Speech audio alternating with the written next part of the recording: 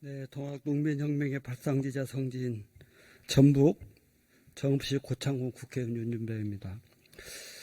법무부 장관님, 우리 법사위 예산심사 과정에서 검찰 특수활동비 또 특정 업무 경비 이게 삭감됐습니다. 이와 관련해서 다른 시각에서 보는 관점도 있던데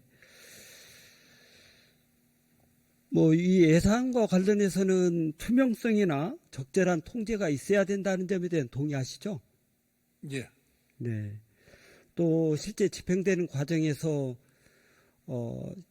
국민들의 눈높이에서 볼 때 적절하지 못한 행태들이 있었다 하는 점에 대해서 언론 보도를 통해서 꽤 나오던데 이런 부분이 있다는 점은 이해하시나요? 동의하시나요? 수년 전에 그런 일들이 있었고 있었죠. 그 점에 대해서는 다 반환 조치를 하는 등 여러 가지 방법을 다 강구했고 그 이후로 자체적으로 특활비 부분은 좀 더 명확하게 쓸 수 있는 그리고 그걸 투명성을 높이는 방안을 만들어서 자체적으로 계획해서 실행하고 있습니다. 그 실행하고 있는 내용이 최소한도 예산을 심의하고 확정하는 국회 통제를 받는 정도는 되어야 된다. 이 점에 대해서는 동의하시나요?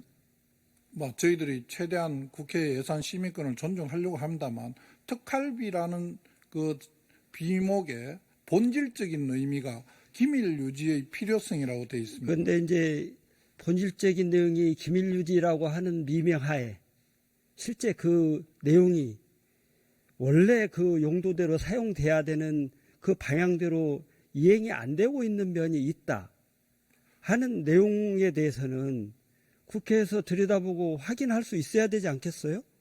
지금 저희들이 그 판결에서 그렇게 공개하라고 하는 내용은 저희들 최대한 자료를 제공하려고 노력을 하고 아니 예산을 심의 확정해주는 국회 입장에서 예산이 어떤 용도로 어떻게 쓰이는지를 신뢰할 수 없다면 그건 당연히 삭감해야 되겠죠.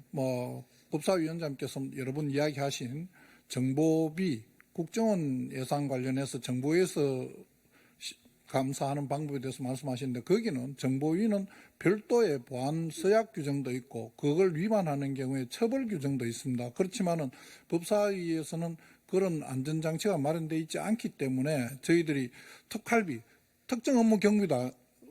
특정 업무 경비는 전혀 다른 문제이고요. 특활비 부분은 내용은 그걸 하고 있고 저는 특정 업무 경비는 전혀 다른 문제고 우리 정부의 공직자들 저도 공직자를 해봤습니다만 공직자들이 본인의 아성 속에서 본인은 떳떳하고 청렴한데 왜 외부에서 믿어주지 않냐 이렇게 얘기하는 거하고 실제 제도적으로 통제될 수 있는 범위 내에 본인이 놓여 있어서 그 통제되는 시스템 속에 자기를 놓고 제대로 그 통제에 따르면서 자기 관리를 하는 거하고 좀 다르죠. 그러니까 저는 최소한도 국회 통제에 제대로 임해야 된다. 그리고 국회 통제에 따르지 않을 경우에는 국회에서는 예산 삭감을 할 수밖에 없지 않을까 이런 생각을 합니다. 그래서 이 부분에 대해서 여러 가지 시각이 있을 수 있는데 기본적으로 예산 편성할 때 예산의 투명성 또 시스템적으로 받아야 되는 통제 이건 적절히 받아야 예산 심의 또 편성이 가능하다 이렇게 저는 생각합니다.